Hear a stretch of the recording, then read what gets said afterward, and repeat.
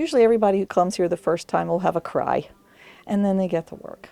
Anita Schatz is talking about the group of people who faithfully gather in her Kingsville home every other week with a mission to transform donated wedding gowns to burial gowns for miscarried and stillborn babies. In a way, it is very sad what we're doing, but it's joyous too because God has called us to do this, to help grieving parents who have lost a baby. I don't care what size the baby is, they've lost a baby, and it's crushing to them. Schatz created Angel Gowns by Baba at her dining room table a year and a half ago. At that time, she recruited 2 other women to help. Once word got out about what they were doing, I thought, well, I used to sew years ago. their group got bigger and bigger, as did their table, where they have an assembly line to sew, crochet, iron, and package the small, beautiful gowns. I do quality control for the Angel gowns. I make sure each one is properly put together.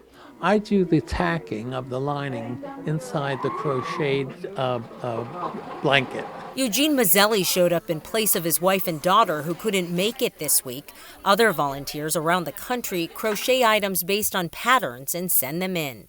It's just an amazing thing that the need is there for people who are who are grieving. It's a wonderful thing that we could help them and make them feel that someone cares. We do it with love because when you think about it, our gowns came from love, all the gowns that come in, and that's what we're giving back. And if it will just help parents out there or anybody in their grieving process, I think that's a good thing.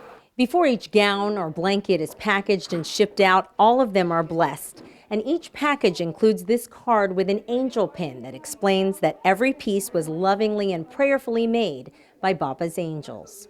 Schatz says their handmade creations are sent wherever the need is, to hospitals all over the country. This is just like being a doctor on call 24/7. I never know. My phone number's on Facebook for an emergency.